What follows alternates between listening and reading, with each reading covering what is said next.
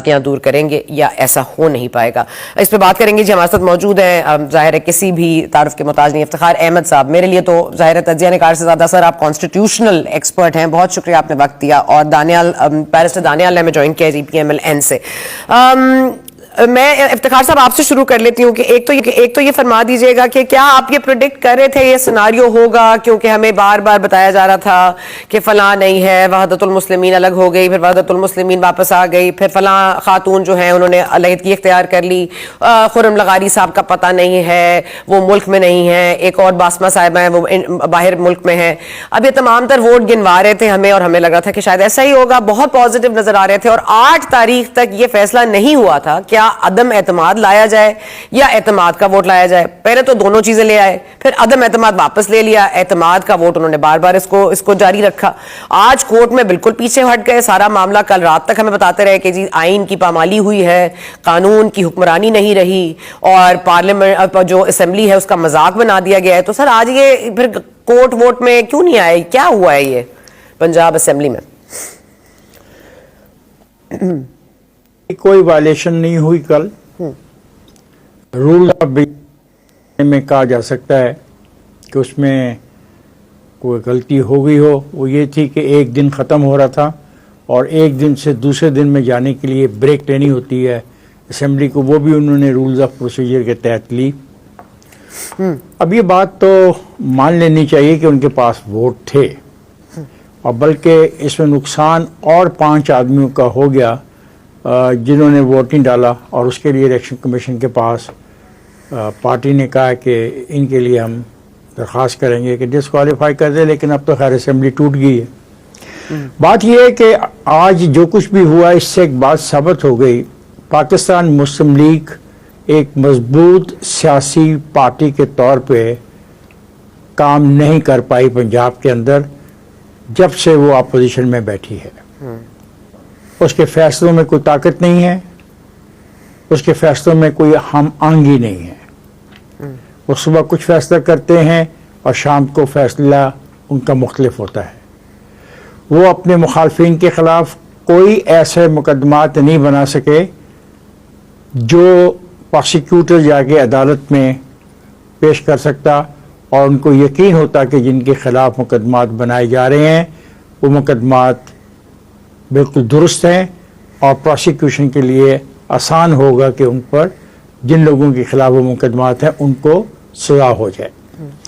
आप ये देखिए, जिस शहर के अंदर पार्टी का सदर ही 1 साल से ना हो, पार्टी की क़यादत पाकिस्तान से बाहर बैठी हो और पाकिस्तान और लाहौर के अंदर देखिए 177 से ज़्यादा इनके मेंबर पार्लियामेंट थे। और हमने तो यही पढ़ा था सियासत में कि जो अपोजिशन होती है वो हुकूमत इन वेटिंग होती है। इन्होंने ये 4-4.5 साल जो हुकूमत यहाँ पे की उसमें एक मरतबा भी कोई ऐसे इश्यूज को फ्लोर ऑफ द हाउस पे लाने की कोशिश नहीं की, प्रेस के ज़रिए हाईलाइट करने की कोशिश नहीं की। खा वो मसाइल इनके शहर से मुतल्लिक थे, इनकी तहसील से मुतल्लिक थे, इन्होंने आवाम का जो दुख और दर्द था उसका इजहार नहीं किया। और यही पॉलिटिकल पार्टी का एक रोल होता है जिस रोल में ये बुरी तरह नाकाम हुए। सबसे बड़ा वाक़या जो लाहौर शहर में हुआ वो 2050 का मास्टर प्लान बिजनेस के नाम पर एक जो रकबा बेचा गया उसका था, उस पर भी ये पार्टी ने बतौर पार्टी रिएक्ट नहीं किया। जब सियासी पार्टियां रिएक्ट न करें, आवाम के मसाइल की बात न करें, और आवाम के मसाइल से मुराद मेरी है कि जहाँ हैं जिस शहर में हैं उसके मसाइल की बात ना करें तो फिर वो इररेलेवेंट हो जाती हैं। यही अफसोसनाक वाक़या इस पार्टी के साथ हुआ और कल रात जो भी हुआ उसमें ये खुद जिम्मेदार हैं। 5 आदमियों की इन्होंने मेंबरशिप और ख़राब की। एक आदमी के बारे में इनसे बहुत बड़ी गलती हुई कि अगर उससे ये वादा जो मांग रहा था कि उसको टिकट दिया जाएगा, अगर ये दे देते तो कल चौधरी परवेज़ इलाही के लिए चीफ मिनिस्टर ऑफ पंजाब रहना नामुमकिन था। उनके पास वो वोट अगर ना होता तो वो ना रहते। लेकिन ये इनकी नाकामी है, कोई फैसला करने के वाला है नहीं है। अगर आप फैसले टेलीफोन के जरिए करें और हदायत टेलीफोन के जरिए ले तो फिर ऐसे ही होता है। पार्टियां ऐसे नहीं चलती। पार्टियां कोई कंपनी नहीं होती, पार्टी कोई ऐसा कारोबार नहीं होता जो चले। पार्टियां नाम है बाहमी इंटरेक्शन का। Right. उनकी आपस में मीटिंग्स होती हैं, वो फैसले करती हैं, वो इश्यूज पे बहस करती हैं, इश्यूज पे राय लेती हैं और फिर किसी नतीजे पे पहुंचती हैं। वो हमने देखा कि सारे अरसे में वो नहीं था। और जबकि इमरान खान बहुत खूबसूरत अंदाज से अप्रैल से लेके अब तक बिल्कुल आराम से नहीं बैठा। हर रोज किसी न किसी शक्ल में वो मीडिया पे रहा, उसने अपने आप को मीडिया के लिए अवेलेबल किया और उसने कोई ना कोई इशू ऐसा बनाया जिस इशू से आप इत्तेफाक करें न करें, पर इशू ऐसे बनाया कि उसने मीडिया की तमाम तवज्जो अपनी तरफ कराई और अपने वर्कर के साथ रहा और उसको हौसला दिया कि देखो मैं यहाँ पे हूँ, प्राइम मिनिस्टर नहीं रहा लेकिन मैं तुम्हारे साथ खड़ा हूँ और मैं वही करूँगा जो मैं चाहता हूँ। वो ये है कि मैं इन सब लोगों की छुट्टी करा दूंगा और मैं नए इंतखाबात की तारीख ले लूंगा। आज जो हरकत हुई है और जो हरकत हमें उसने बताया कि खैबर पख्तूनख्वा में होने वाली है, और मुझे शक है कि कहीं ऐसा कराची में भी ना हो जाए। अगर कराची में भी ऐसा हो जाता है तो फिर तो आप जनरल इलेक्शन को कैसे अवॉइड कर सकते हैं? आपको मैं लग तो रहा है खुद ये हिकमत डेमोक्रेसी अमली में हो बिलीव सकती है करता हूं। मुत्तहिदा कौमी मूवमेंट की, यही हिकमत अमली वहां भी नजर आ रही है। ठीक है कि अपोजिशन एक तो वो कहते हैं कि ना होने के बराबर है, बिल्कुल ठीक कह रहे हैं वो, इसलिए कि जो अपोजिशन यानी कुछ कर सकती थी वो तो मुल्क में ही नहीं है। वो तो बाप बेटी दोनों जो हैं वो लंदन में बैठे हुए हैं और उनका ख्याल ये है कि वो कोई ना कोई तवीज़ धागा करेंगे और हर चीज़ ठीक हो जाएगी। हर चीज़ उनके हाथ से निकलती जा रही है। जो शहबाज शरीफ साहब है उनको हुकूमत साजी और हुकूमत करने के अलावा और कोई काम नहीं है, ना उनकी कोई सुनता है, ना उनकी कोई रिट है among the even vote bank और इवन द MNA MPs। ये मैं आपको बिल्कुल ईमानदारी से बता रहा हूँ।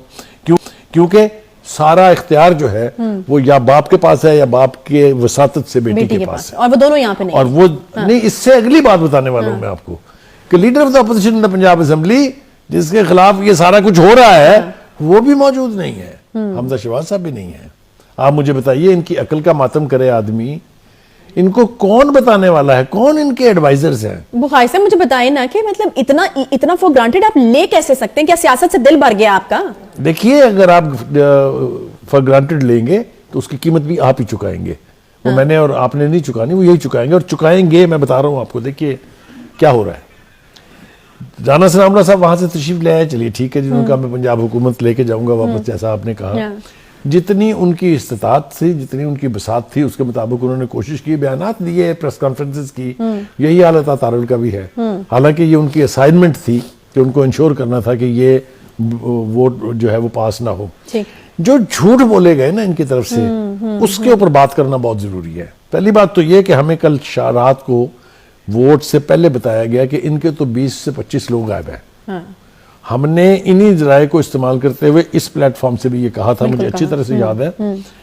और कल तो यहां तक उन्होंने कहा कि जियो फेंसिंग हमारे पास है, दस्तावेजात इनकी ट्रेवल डॉक्यूमेंट्स हमारे पास है। ये तो वोट ही पूरा नहीं है इनका। शुरू में ये भी मीडिया से हमने सुना कि जी 171 लोग उनके हैं, 171 लोग ही इनके हैं। ये झूठ कौन बोल रहा था और ये झूठ क्यों बोला जा रहा था?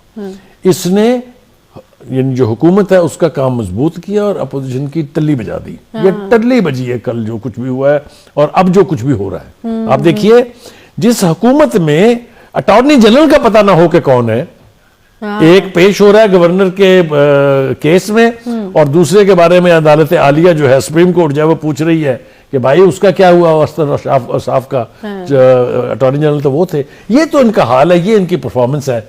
तो फिर यही कुछ होगा। देखिए, गुजारिश ये है कि हमने अपने प्रोग्राम में बहुत दफ़ा कहा कि इमरान खान साहब जो है ये एक दीवाने का ख्वाब है, असम्बलियाँ तलील कर दें, ये कर दें, वो कर दें। हमने उसको बहुत क्रिटिसाइज किया, लेकिन फैक्ट रिमेन्स कि उसने ये साबित कर दिया कि जनाब ये होगा, ये हो सकता है।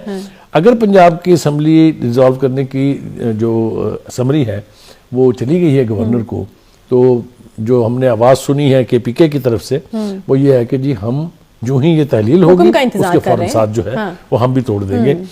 जो बात मैंने कंवर दिलशाद से पूछी, मेरे ख्याल से उसके ऊपर बात करना जरूरी है कि अगर ये 2 असम्बलियां डिसॉल्व हो जाती हैं और आधी नेशनल असम्बली वैसे ही नहीं है, वो वैसे इस्तीफा दे के बैठे हुए हैं। तो कैसे इस प्रेशर को रेजिस्ट करेगी ये मुस्लिम लीग, जो ग्राउंड पर कहीं नजर ही नहीं आती है। तो कहीं ऐसा ना हो कि इमरान खान साहब का वो ख्वाब भी पूरा हो जाए कि इलेक्शन जो है वक्त से पहले होंगे। और आप मानिए खान साहब को लक बहुत सपोर्ट कर रही है इस वक्त, हो सकता है ये भी। देखिए, और उन्होंने भी निगेट नहीं किया इसको, उन्होंने कहा कि ये पॉसिबल है। जो एक बात समझ के मुस्लिम लीग रिलैक्स होकर बैठी थी कि जी जो इशराफिया है, जो एस्टेब्लिशमेंट है, उससे तो बनती नहीं है खान साहब की, तो ये हमारे फायदे में जाएगा। उसकी भी शेख रशीद की गुफ्तगू में और आप सुन रहे थे ना, जब वो बैठ के उन्होंने कहा कि मैंने आज एक ही मशवरा दिया खान साहब को कि एस्टेब्लिशमेंट से अपनी बात जो है वो जारी करें, यानी उनसे सिलसिला जुम्बा जो है वो बढ़ाएं, पुराने ताल्लुकात इस्तवार करें। अब खान साहब अगर ये भी मान जाते हैं और ये भी होने जा रहा है तो फिर बनेगा क्या मुस्लिम लीग का? मुझे आज इस डेवलपमेंट पे मुस्लिम लीग बिल्कुल एक यतीम पार्टी लगी है, कोई इसका वाली वारिस नहीं है।